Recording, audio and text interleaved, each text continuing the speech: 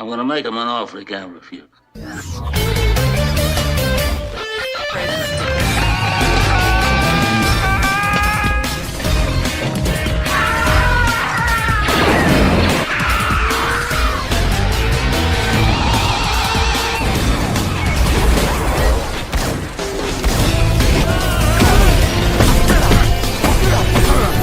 I'm not even supposed to be here today! Oh, fuck you!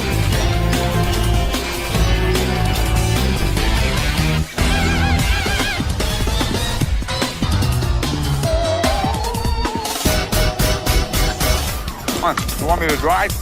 You're supposed to be suicidal. Remember, I'll Anybody drive. a drive? Get in the car. Fuck me in the ass. Fuck you, you stupid cunt.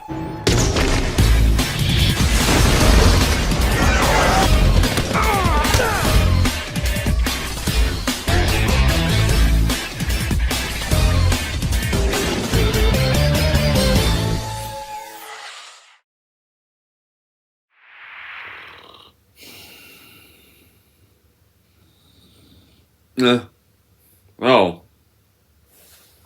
Must have fallen asleep or something, but... Well, I'm not surprised, though. Because to be fair, this one was kind of a little slow.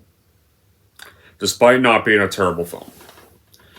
But hey everyone, it's Don G. Corleone here, and I am here with a brand new movie review, and this review is going to be for 2009's Harry Potter and the Half-Blood Prince, the second film in the series to be directed by David Yates, and of course based off the sixth book of the series.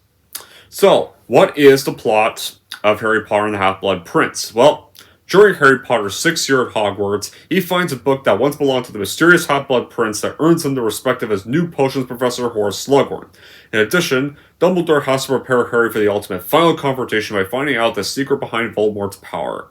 Meanwhile, on the other hand, a hidden enemy awaits in the shadows to carry out a mission given to him by the Dark Lord Voldemort himself. Who is only appears in flashbacks back when he was Tom. Other than that, his Ralphine self is not even in the film. So yeah, how was this made? Well, you all remember, Guillermo del Toro was given the offer to direct the film, but he turned it down because he went to direct a good sequel, Hellboy 2: The Golden Army. Terry Gilliam was Rowling's personal choice to direct Philosopher's Stone back when that was being made, but last when he would consider directing a later film, Gilliam said that Warner Bros. Had their chance the first time around, they blew it, so he was not coming back. Yates, on the other hand, was still working on Order of the Phoenix, so he was approached to direct Half-Blood Prince. And the producers were happy with his direction, and was asked to start pre-production during the former's marketing.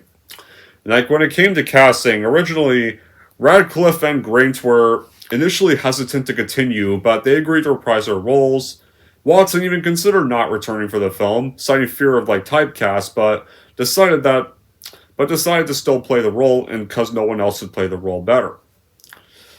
And of course, Nicholas Hooper had returned to compose a score, and especially did a reworking of the Hedwig theme by John Williams, which had reoccurred in all the films, and other members like the costume designer, the Jerry Tanin, and the visual effects supervisor Tim Burke, the creature makeup effects designer Nick Dudman, and special effects supervisor John Richardson continued for this film. And Yates and Heyman have noted that some of the events for the Deathly Hallows was influenced in the script for Half-Blood Prince. And ironically, the filming for this one started 2 months after they released Order of the Phoenix, on September 24, 2007.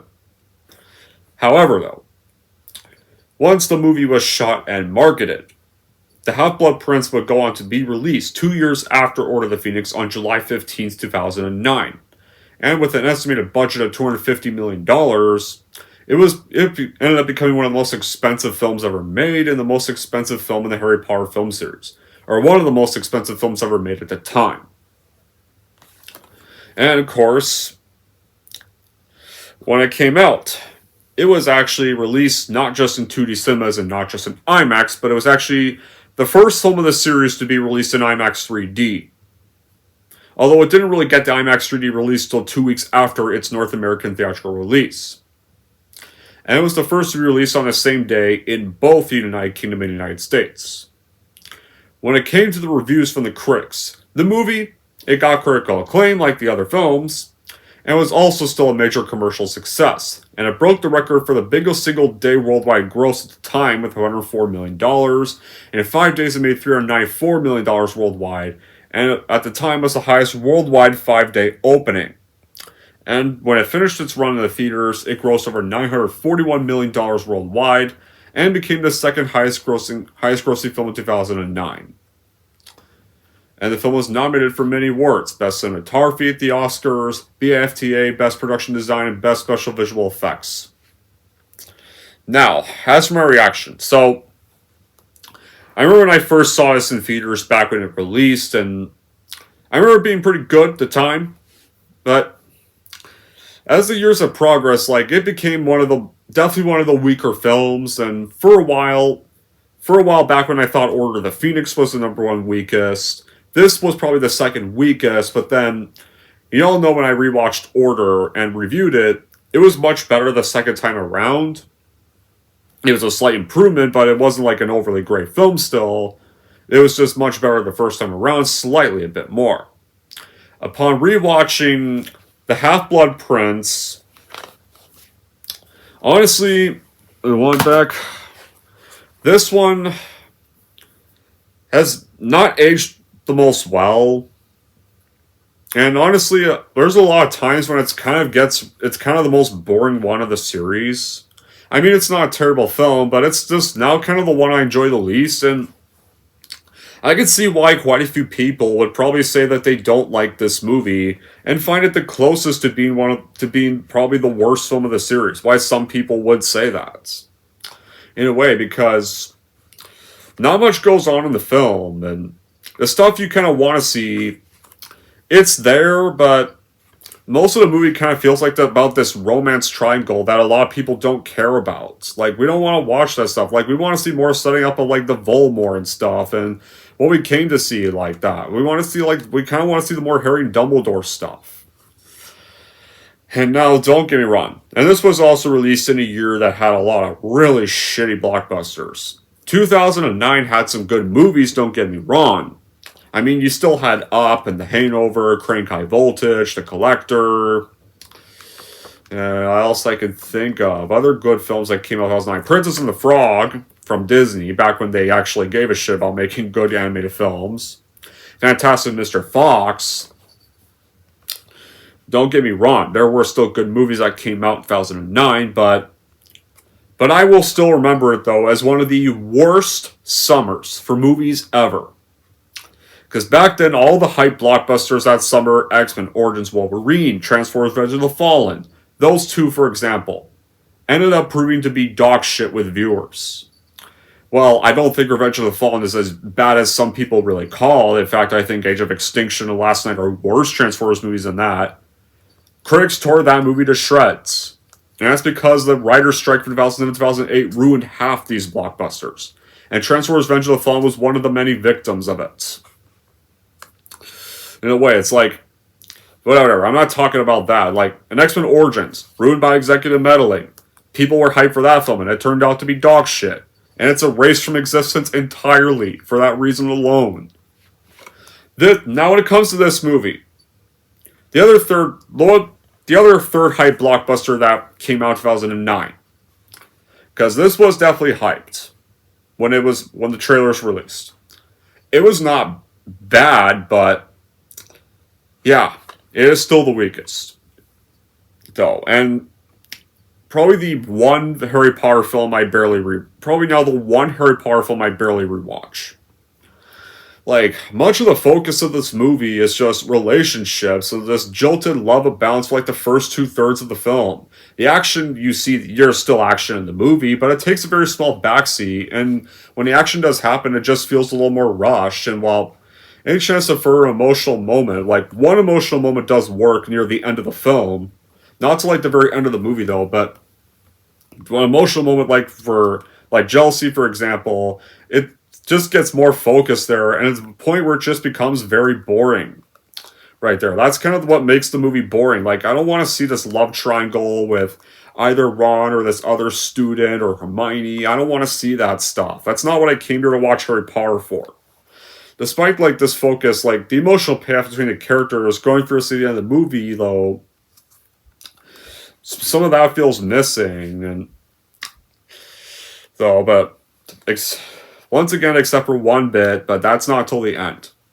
Like, the movie shift to this moment just seems like rushed. It's like they try to make it like Harry's all of a sudden being made aware of Horcruxes, and kind of just whisked away to find one of what really seems to be like within 2 minutes. And the scene of getting the Horcrux from the cave, like, is also kind of rushed. Apparently, it's much better written in the book.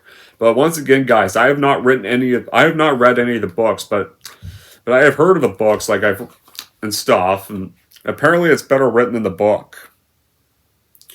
And the first half of the film, like, yeah, the whole Adelson stuff takes up a good chunk of the movie. Like, it's treated like, as that's, apparently, it's treated in that movie as if that's the most important part of the film. Like, I get, if they want to take a break from all that stuff for a little bit because they're getting to the finale, I understand, but don't try and make it over boring. Don't try and make it hog up the whole entire movie. Like for this one, like, don't we want to see, like, the whole setup of the whole staging up the battle with Voldemort? Like, that's kind of isn't that like what 5 and 6 are supposed to be building up to? Like, the last half of the film is where it really starts to happen again, and then it lurches into action, and it's just disconnected with everything that came before it. And so, like, as by the time the romance stuff finally ends, I just kind of lost some interest in the film up until the very finale. And you still have some minor dark moments, but other than that, though, this film barely really feels all that dark. In a way, like, that was kind of one of the problems I have with David Yates. There was some dark stuff in the books that I felt like he just played way too safe on some stuff.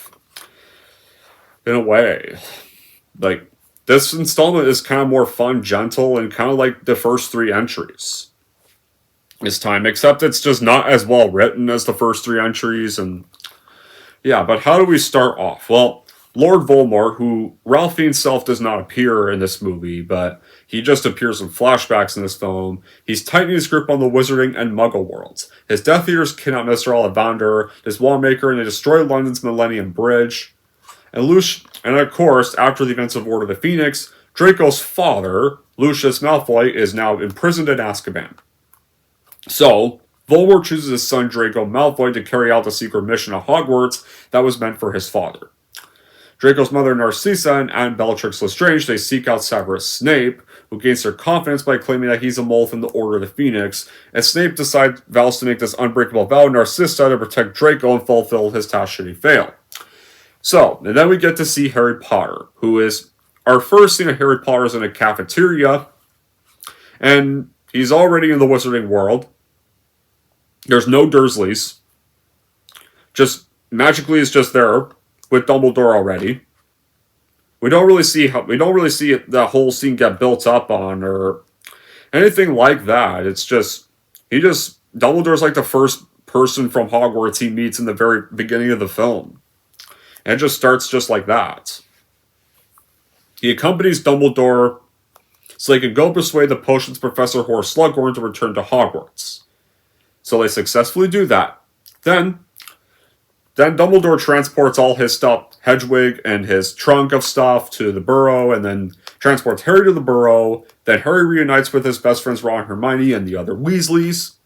Ginny, Fred, George, Molly, Mr. Weasley. Then in Diagon Alley, during the time when they're getting ready for their year of Hogwarts, they see Draco and Narcissa Malfoy, and they follow them into Nocturne Alley. And then they see the two meeting with the Death Eaters, such as the werewolf Greyback and Morgan and Burks, and Harry believes Draco's now a Death Eater, so though Ron and Hermione are skeptical of this, then once we get to the Hogwarts train, we see Luna Lovegold, like, giving away some books in her first scene in this film. Then Harry sneaks into the Slytherin carriage wearing his invisibility cloak to spy on Malfoy. However, though, Malfoy notices this, and he's the last one to exit the train. So, like, he can pretty much petrify Harry. He's pissed off at Harry because his dad's been locked up for all his crimes and stuff. And so, like, he pretty much petrifies Harry and puts the invisibility cloak over him, saying, "That's my father. We're leaving to rot in London." And like you're like, no, dude, your dad's evil. Your dad aided a bad wizard that nobody likes to name.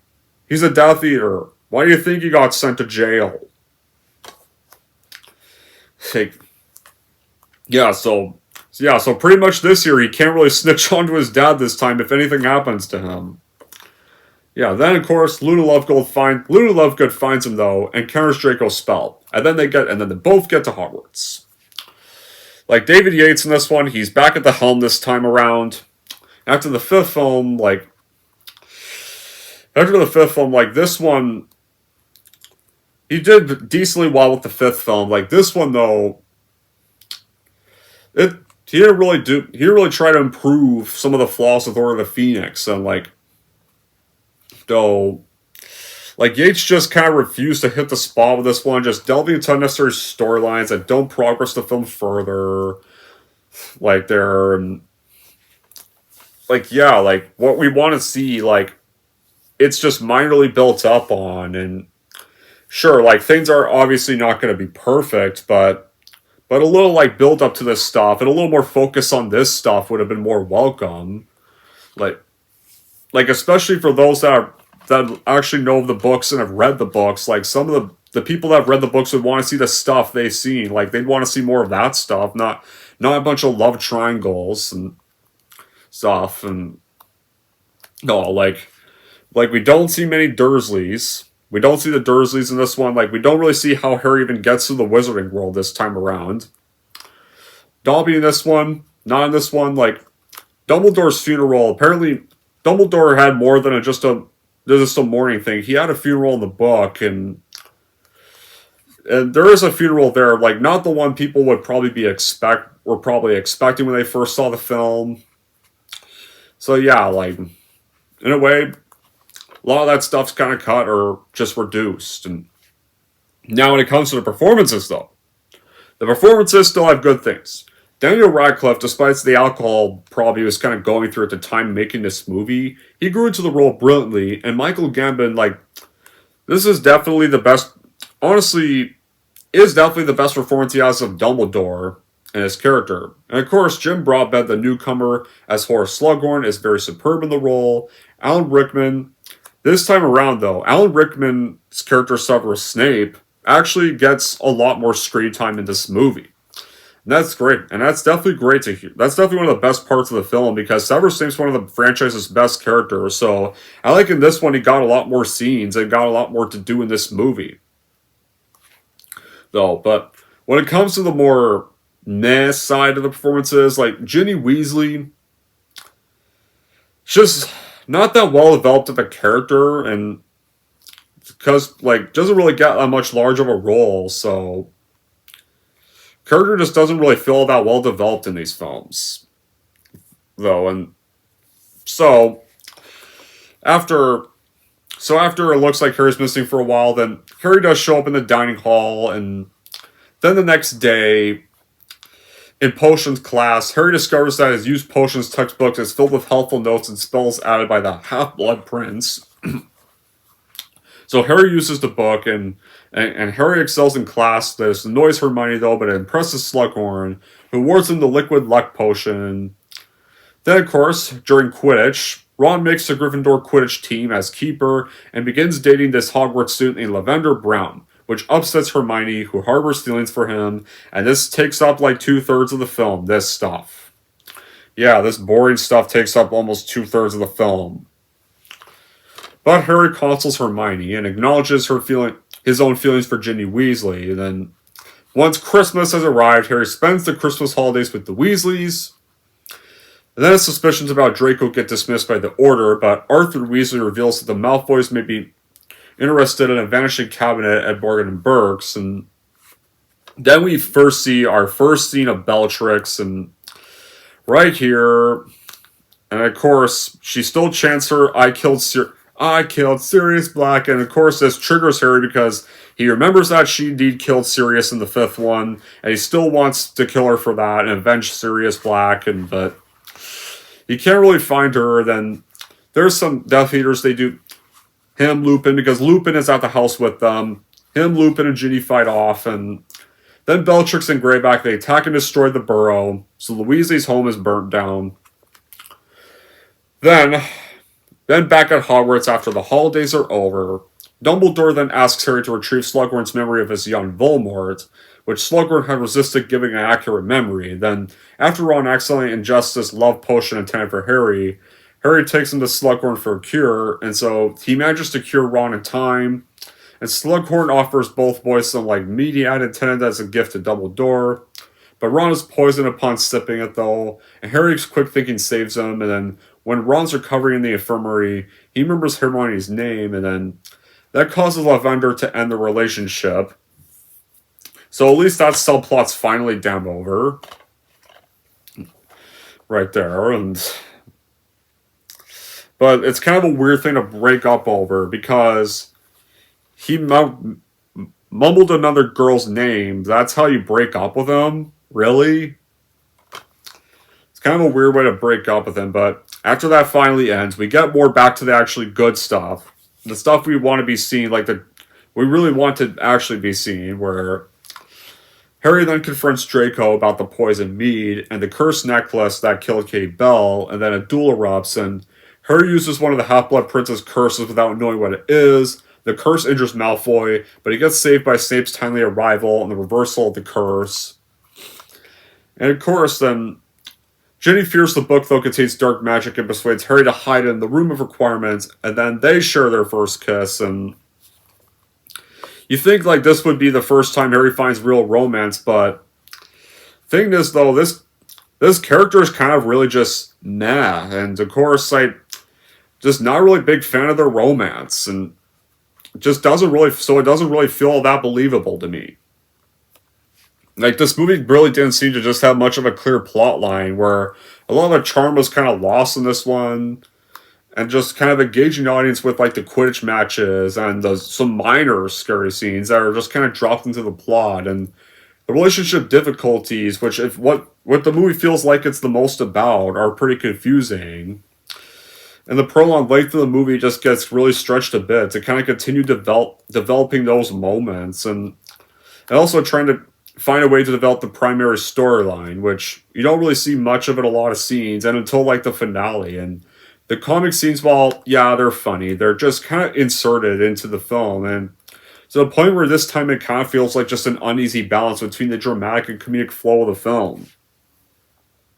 Saying this one, it does seem more aimed at advancing the story and rushing onto the matter of having to find the Horcruxes, because that's what the finale is about, and thankfully that's a better film.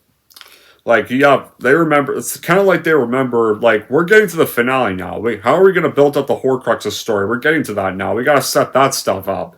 So they just kind of cram it in at the very end, and rather than try to build it up throughout the movie, they just kind of put that part in the very end of the film. Because it's they realize they focus way too much on the romance stuff, and they decided that they had to cram in to set up for the Deathly Hallows. And it's the setting up for the last two films of the series, but it just comes off as kind of contrived. At least those ended up being better films, though. Because the thing is, we're just stuck too long on the uninteresting moments, and too few minutes are given to the ones we care about. They had really a lot to juggle with this series, and the decisions made earlier to exclude a lot of material from the book really does hurt the film for a lot of book fans. And it there's changes that were made to the films that are actually good. Quite a few good changes when they did the films, but this is the one where it's the least good. It was the least good idea to add a lot of changes, and of course, but yeah. That was kind of the thing where it really showed where sometimes you kind of have to stick true to the source material is a better idea. Granted, now, the special effects, they definitely look a lot better than they did in The Order of the Phoenix. And the film still looks great. And whenever it came to any of our additional characters we got throughout the movies, in the fifth film, the previous one before this film, we got the love-to-hate Dolores Umbridge, the despicable Dolores Umbridge. This time we get the much better Horse Slughorn, who actually does have a few comedic scenes, and is a key moment of the film where he helps Harry and Dumbledore with their cause, and having to find out more of like Tom Riddle's past or Voldemort's past back when he was a student at Dumbledore. Like the best stuff of the movie is easily kind of finding more about who Voldemort was back then, back when he was a student of like Dumbledore, and when he learned about the Horcruxes. And then Harry goes to Hagrid's hut, where Harry uses this liquid luck potion to convince the reluctant Slughorn to surrender the memory Dumbledore needs. And then Dumbledore and Harry view in the Pensieve, where they learn Voldemort's soft information about the Horcruxes and these magical objects that contain pieces of a wizard's soul for immortality. Right there, and it makes... Then Dumbledore surmises Voldemort and Tom Riddle back when he was called Tom, to divide his soul into 6 Horcruxes, 2 of which got destroyed, which were Tom Riddle's diary and Marvella Gaunt's ring. Then, after they view that memory, Dumbledore takes Harry to this cave, where Harry ends up aiding Dumbledore and drinking this potion that hides another Horcrux, which is Slytherin's locket. There, so they get that Horcrux, and by the time they get back to Hogwarts, though, Dumbledore is sadly all weakened. Weakened, though. No. They're not back from Hogwarts yet. But during that whole time, after drinking that water, Dumbledore is weakened from that, but he manages to defend them from the Fury by creating this ring of fire, and then he gets him and Harry back to Hogwarts. Then, of course, Harry tries to get him to the infirmary, but he immediately has Harry hide and go to Snape, and go get Snape instead. But then, of course, he hears Bellatrix Greyback and Death Eaters and Draco coming, so he has Harry hide himself. So, though the Death Eaters and Draco, they enter through the vanishing cabinet of the Room of Requirements, because Draco had connected to one in Nocturne Alley. And Harry's hiding, though. Draco appears and disarms the headmaster, and it reveals him that Voldemort chose him to kill Dumbledore, but Draco, though, starts to kind of feel a little reluctance. In a way, he does kind of start to kind of see what his actions are kind of leading to. So, in a way, it actually doesn't really want him. It doesn't seem like he really wants to kill Dumbledore. Though, Snape appears underground next to Harry, goes upstairs, and Dumbledore's like, Severus, please. Well, for a while, we think Dumbledore is pleading for Snape not to kill him, but once you get to Deathly Hallows Part 2, you find out there's a little more to this moment than we first are led to think. Snape arrives and does the Rabacadabra on Dumbledore and blasts him off the astronomy tower, and then the Death Eaters escape. Bellatrix unleashes this Voldemort cloud in the sky, then destroys the dining hall window, and smashes a lot of the dining hall stuff. And so quite a bit of Hogwarts gets destroyed by Bellatrix, and Harry attempts to curse Snape, but then Bellatrix is about to kill him, but Snape has her not and makes her leave. Then Harry tries to curse Snape again, but Snape knocks him down, and he reveals to Harry that he is the Half-Blood Prince. Using her own spells on me. Yes, I am the Half-Blood Prince. And then he leaves. Like one little thing about the finale, though, why the Death Eaters were really there just to have, no role much in the film, and just... it kind of makes the story, regarding the Vanishing Cabinets just kind of irrelevant. And Steve Kloves, yeah, he did come back as director, but no, he did come back as screenwriter for the film. And especially, I thought he did well here, but... So, at least they have somewhat of the right screenplay going for it. And the new character introductions were done well. And the progression of the story, though, But the problem is, though, that's not the story we kind of wanted. It's not much of the story we were hoping to see. And most of the story we kind of came here to see is kind of just in a few scenes. Though, it's definitely nice to see the series was kind of taking a more serious and mature approach. The entire film, this one definitely has the most different feel to it, where it's more of a dark feel throughout. And heck, even the animal train ride to Hogwarts, which is one of the most jolly parts of the films, this time around it's dark. And usually had the beautiful landscapes in those scenes, but There's no beautiful landscapes in this. And it foreshadows the events that are kind of about to take place. The score's still spectacular, especially Dumbledore's Farewell is easily the best score of the film. Of course, and the casting was still great. But though, still, we should have really been learning more about Voldemort. You do learn about Voldemort, though, but not much else. And what Malfoy was really doing, those details were what really lacking was and kind of got pushed aside for the whole romance subplot. But I do like how with Malfoy's character in this one, how he's making this decision about what's going to happen to Dumbledore, or what might happen next, whether he should kill or not kill Dumbledore. Right there. And so that's kind of a well-acted moment for Tom Felton.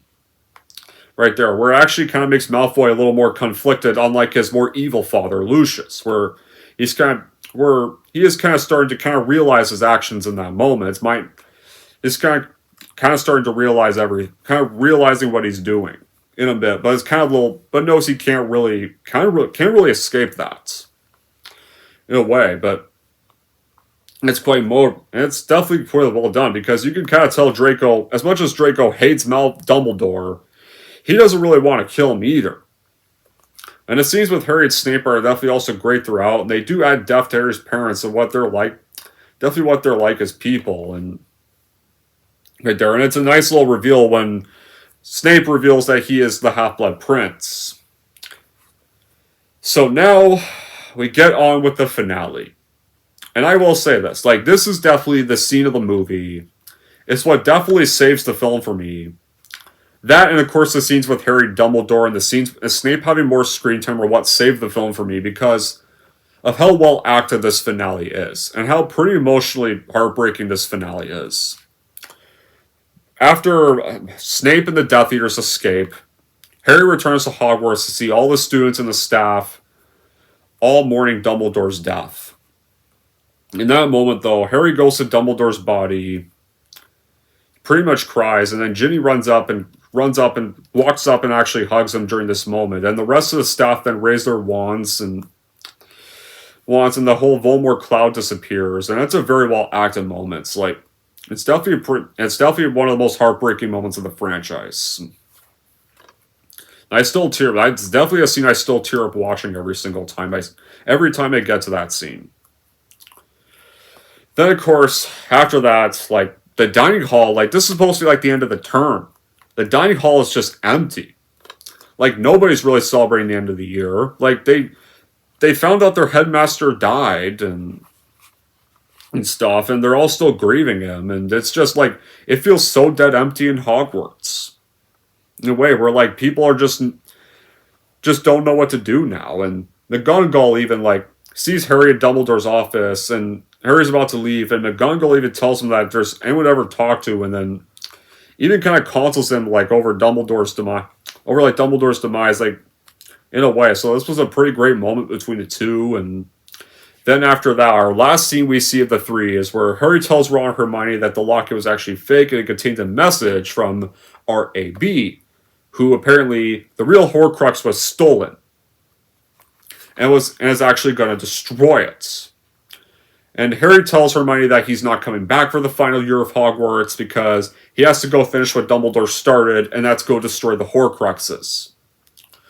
Though, Ron and Hermione actually agree to actually go with him because he's going to need all the help he can have.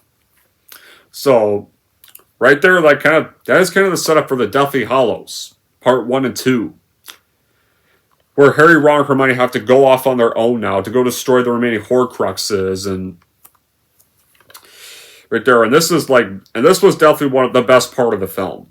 Was definitely the ending, Dumbledore's farewell, and this whole setup. And this setup right at the very end, this is where the setup feels earned. The part of the movie where the setup did feel earned. Right there, and it's a great little setup for the finale. You're already getting to that finale. Harry, Ron, and Hermione, they're on their own now. They don't have Dumbledore with them, so it's going to be quite an intense mission.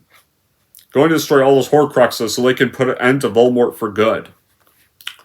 But that's the end of Half-Blood Prince. And it's definitely a massive downer ending for the film. Definitely easy. Like, well, the other ones ended more kind of bittersweet in a way. Like, Goblet of Fire, I guess, was somewhat of a downer, not as much of a downer as this. Order of the Phoenix was a little more bittersweet, but kind of still somewhat of a happy ending because Dumbledore and Harry got vindicated because the Ministry found out that Voldemort indeed was back and that Harry and Dumbledore were right all along. Umbridge got kicked out and is now getting investigated, and her reputation is getting ruined. So at least Order of Phoenix still had somewhat of a happy ending. Well, yeah, even though Sirius Black did get killed, and Harry doesn't really have any biological family left, but it was still somewhat of a happy ending because the good guys still somewhat won. And even the good guys in Goblet of Fire still somewhat won. This one, though, nobody won. The good guys lost. Dumbledore got murdered. Harry now thinks Snape is a traitor. We're led to believe that for now, anyways. At first, after this film, we were kind of led to believe he was a traitor for the time being. The Death Eaters are not going to have control over Hogwarts. There's no headmaster at Hogwarts now. Hogwarts is screwed. And now in danger. And of course now, and Harry has to skip his final year of Hogwarts to go carry on Dumbledore's mission. And that's go put an end to Voldemort's soul by destroying all those Horcruxes. With Ron and Hermione going with them. And they're all on their own too. They're not really going to have much help. So, it's kind of an unhappy ending. It's definitely of the films, I think this one's the most biggest downer ending of the films. The only ending of the series where, I don't count Deathly Hallows Part 1 because that's Part 1 of a finale. That doesn't count. This one, though, is an entire story. All the main characters we love lost in the end. Hogwarts is fucked. Shit. It's all come down to this. But that is the end of that's the end of Half-Blood Prince. Now, this was more of a mixed review because usually at this ending, whether it's a rant or a review, I mention either the good qualities or the bad qualities. This was kind of more of a mixed review though, so I did kind of mention already some of the bad qualities with this one, or I think I'll just list them in short, where some of the more contrived forced setups of the forced inclusion of the Horcruxes in the cave bit, or the romance subplot takes up like 2/3 of the film.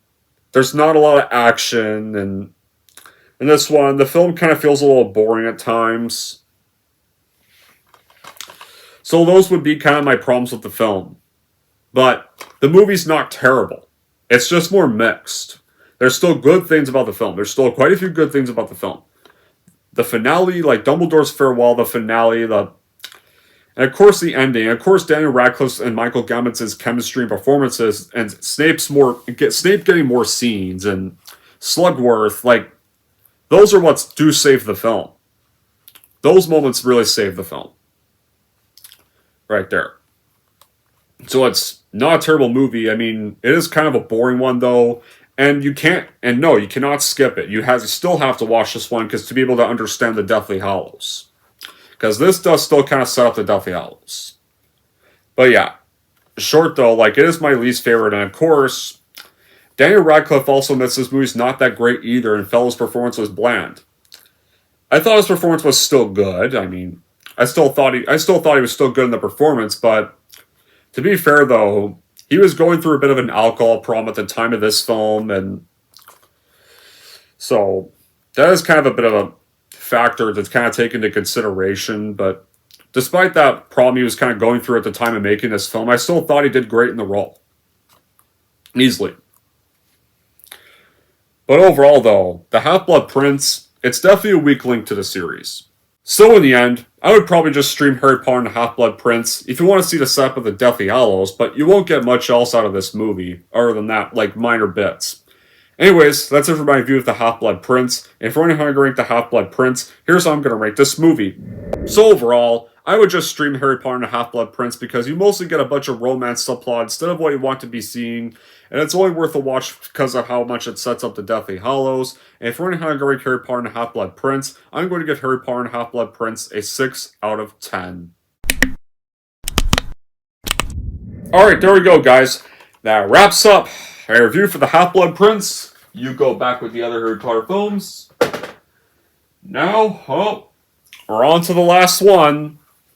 The two-parter last one, that is. We're on to both these films. But we have to watch this one first. Part 1. But we're now on to the very last story. So those are going to be our next rewatches. Deathly Hallows Part 1 and Deathly Hallows Part 2. So that will be exciting. Because I especially love both those films. That was where the series finally got good again. And it's good they finally went back to being good with... No, I mean, that's where the series really got strong again. Went back to being strong again. Like the third and fourth films. And the first film. Right there. Like, that is where it really got its feet again. I mean, these weren't bad, but they were just weaker. And this is where it really got great. The Deathly Hallows 1 and 2 are where it really got great. Especially Deathly Hallows 2. Until then, guys, tell me what you thought about Half-Blood Prince in the comments down below. And until then, that'll be it for this review. Thank you all for watching. If you like this and want to see more, don't forget to like, subscribe to Don G. Corleone.